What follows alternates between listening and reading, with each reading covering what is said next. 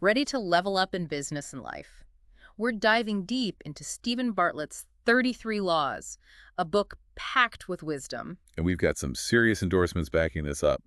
Simon Sinek, Gary Vaynerchuk, these guys know their stuff. Today we'll break down some of Bartlett's most powerful ideas and, see how they apply to you. The cool thing about Bartlett is he's not just some theorist, he's actually built billion-dollar businesses. Right, and interviewed tons of successful people on his podcast, The Diary of a CEO. Exactly. So these laws he's come up with, they come from real experience. Okay, so before we get into the laws, let's talk about the guy behind them.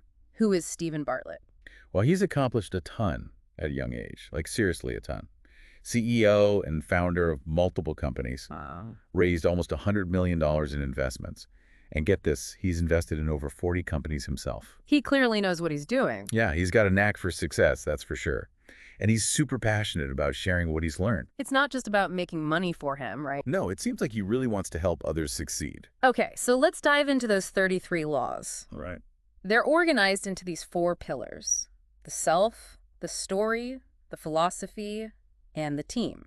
And each law is worded in a way that, really makes you think. Oh, for sure. Take, useless absurdity will define you more than useful practicalities.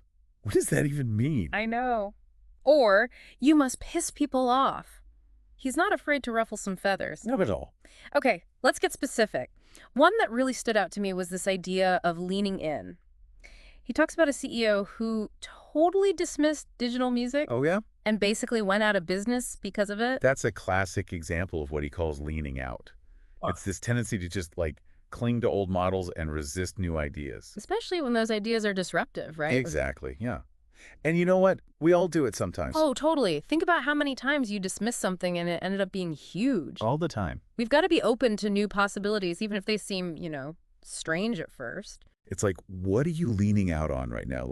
What opportunities are you missing because you're stuck in your ways? That's a good question to ask yourself. It is. Now, speaking of challenging yourself, Bartlett is big on having skin in the game. He even has a law called, to master it, you must create an obligation to teach it. And this comes from, a really personal place. Bartlett used to have terrible stage fright as a teenager. Really?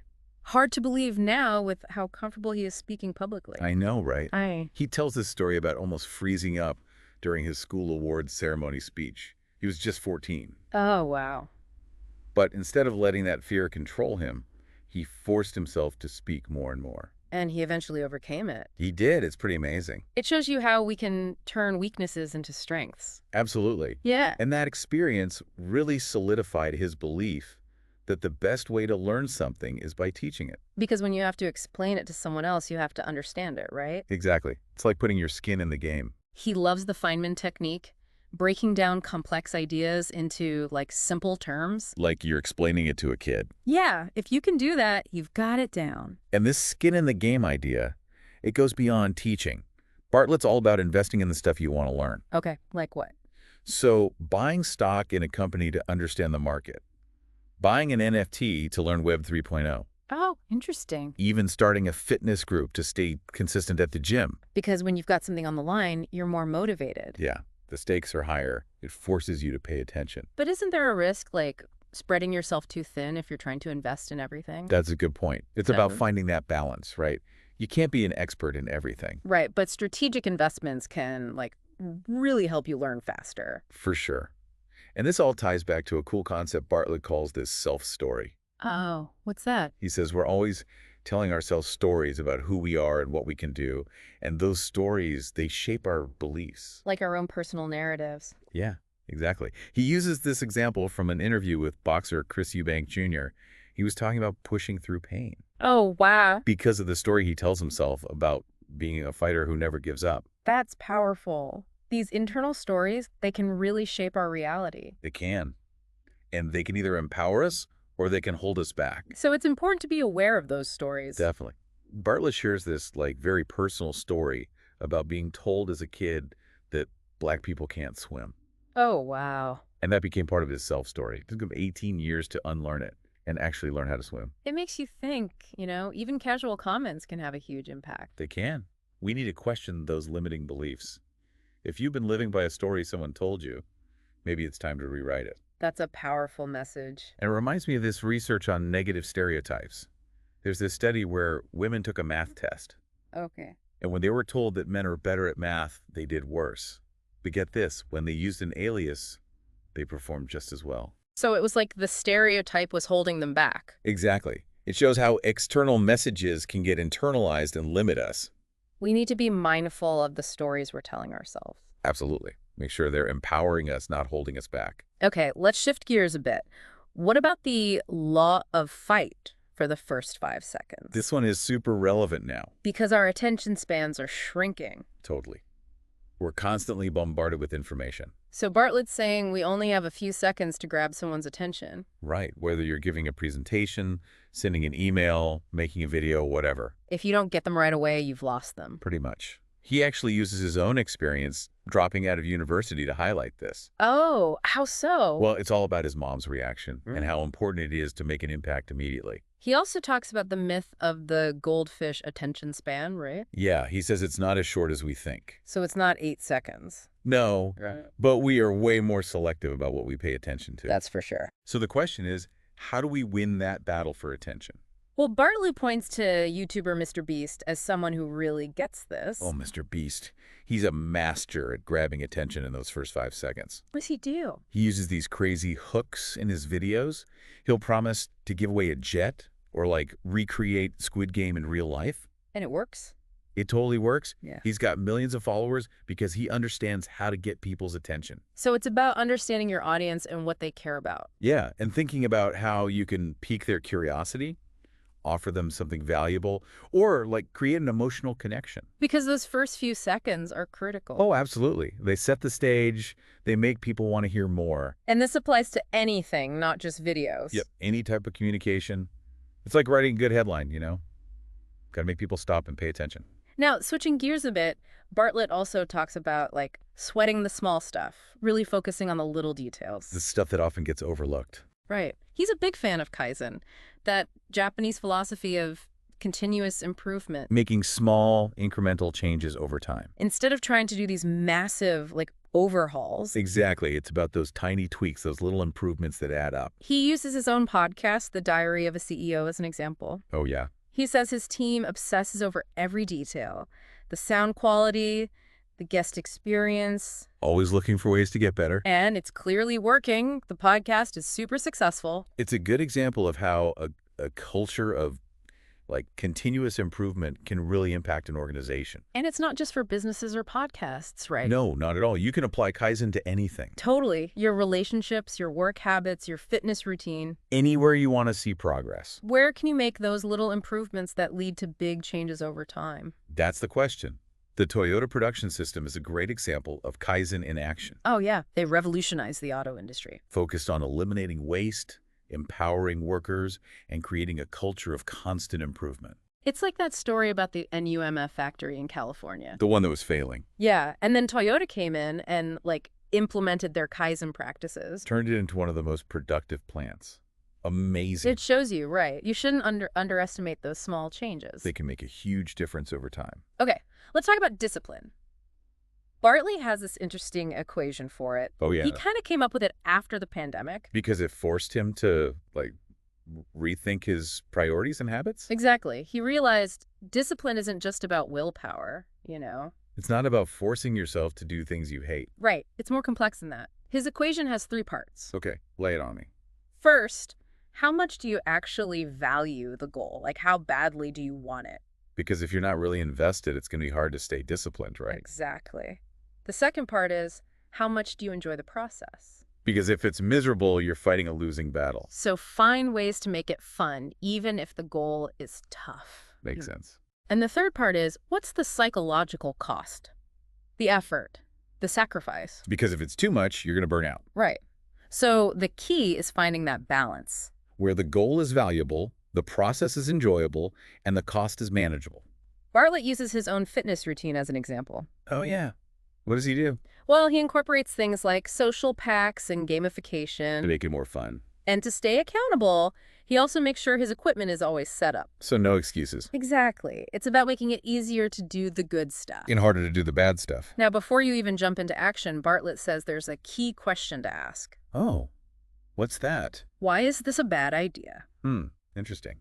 So, challenging your assumptions right off the bat. Looking for potential problems before you invest too much. Smart. He actually has this story about how his team almost launched a celebrity-hosted podcast network. Oh, wow. They were super excited, but then they asked themselves, why is this a bad idea? And what happened? Well, they uncovered some serious risks. Like what? Spreading their resources too thin. Relying on celebrities who might not be reliable. And maybe misattributing their success to luck rather than a solid strategy. Yeah, it's easy to get caught up in the excitement of a new idea, but it's so important to step back and really evaluate it. This question, why is this a bad idea? It's a simple tool, but powerful. It is. It reminds me of Gary Klein's pre-mortem method. Where you imagine the project has already failed. And then you ask, what went wrong? It helps you spot those potential points of failure in advance. So you can take steps to fix them. So how can we apply this, whether it's a new business, a product launch, even just a big decision? Take some time to do that pre-mortem. Ask yourself, why might this fail? It's not about being negative, it's about being realistic. And proactive. Now, one of the most surprising things Bartlett says is that your skills can sometimes be worthless. Wait, what? How can your skills be worthless? It sounds counterintuitive, but his point is about context. Okay, I'm listening. He says the real value of your skills depends on where you apply them. So it's not enough to just be good at something. Right. He uses himself as an example. He was a successful social media marketing CEO, but then he moved into the biotech industry. Yeah. His skills suddenly became way more valuable. Because it was a different context. Exactly. He got offered like $8 million to help a psychedelic company with their marketing. Whoa. Same skill set, totally different environment. That's wild. It makes you think about where you're applying your talents. It reminds me of that experiment the Washington Post did with Joshua Bell. The violinist. Yeah. They had him play his Stradivarius in a DC subway station during rush hour. Seriously? What happened? Most people just walked by totally oblivious. No way. He made like $50 in 45 minutes. That's crazy. I mean, he's one of the best violinists in the world. It shows you how much context matters. The same skill can be worth a fortune in one place. And worthless in another. So the question is, where's your concert hall, right? Where are your skills going to be appreciated and rewarded? Now let's talk about leadership and building teams. Right. Bartlett has this idea of creating a cult mentality. Whoa, hold on. A cult. He's not talking about anything dangerous. He's using cult to describe that intense passion and commitment you need in a startup. Oh, okay. So like that early stage energy. Yeah, creating a strong sense of community, everyone aligned on the mission. And a leader who inspires them. Right.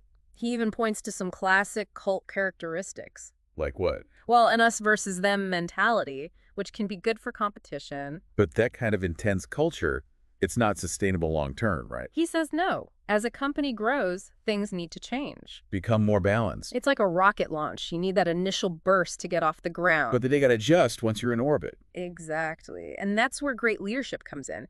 Bartlett says leaders need to be adaptable. Adjust their approach based on the team and the company's growth. He uses Sir Alex Ferguson as an example. The Manchester United manager. Yeah, he was known for really knowing his players. Their strengths, weaknesses, what made them tick. And he wasn't afraid to change his tactics. Depending on the situation, the player, he could be tough one minute, supportive the next. It was about getting the best out of everyone. And it clearly worked. 38 trophies in 26 years. That's an incredible track record. It's like he had this sixth sense for what his team needed. Yeah, impressive. Okay, before we wrap up this deep dive into Bartlett's 33 laws, Sounds good. there's one more thing I want to touch on. Okay. He calls it the discipline equation. Oh, I think you mentioned that earlier, right? Yeah, we touched on it briefly, but it's worth revisiting. It really challenges how we think about willpower and motivation. So it's not just about white knuckling it. No, it's about understanding what actually drives discipline. Makes sense. He breaks it down into 3 parts. The first, remember, is how much you value the goal. Right. How badly do you want it? Exactly. If you're not truly invested, it's going to be tough to stay motivated. Especially when things get challenging. Right. The second part is how much do you enjoy the process itself? Because if it's a drag, you're not going to stick with it. So finding ways to make it fun, even if the goal is hard, that's key. Like finding a workout buddy or something. Exactly. Or listening to music you love while you work. Makes it more enjoyable. And the third part is the psychological cost, the effort, the sacrifice it takes. Because if it's too much, you're going to burn out. Exactly. So the trick is finding that sweet spot. Where the goal matters, the process is enjoyable, and the cost is manageable. And Bartlett, he uses some interesting techniques to boost his own discipline. Like what? Well, social pacts, for one. He makes agreements with friends to, work out together. Oh, for accountability? Yeah, and support. He also talks about minimizing friction, What does that mean? like setting up his DJ equipment right in his kitchen so he can't avoid it, Oh, I get it. So he's removing obstacles. making it easier to do the things he wants to do. Interesting. So as we wrap up our deep dive into Steven Bartlett's 33 laws, Time flies. I'm curious, what resonated with you the most? That's a good question. I think for me, it's the emphasis on adaptability. Hmm. Success isn't a straight line. Right, being open to new ideas, even if they seem a little weird at first. Yeah, leaning into those challenges, By remembering that your skills are only as good as the context you apply them in. finding the right environment where you can truly shine. Absolutely. And maybe most importantly, being aware of the stories we're telling ourselves. Oh, those self-stories. Yeah. Are they helping us or holding us back? Exactly. Yeah. Because we have the power to change those narratives. Create a better future for ourselves. Bartlett's 33 laws, they're a challenge to think differently about success, leadership, the choices we make. And hopefully they inspire action too. We encourage you to explore these ideas further and, see how you can apply them to your own life. So what's your next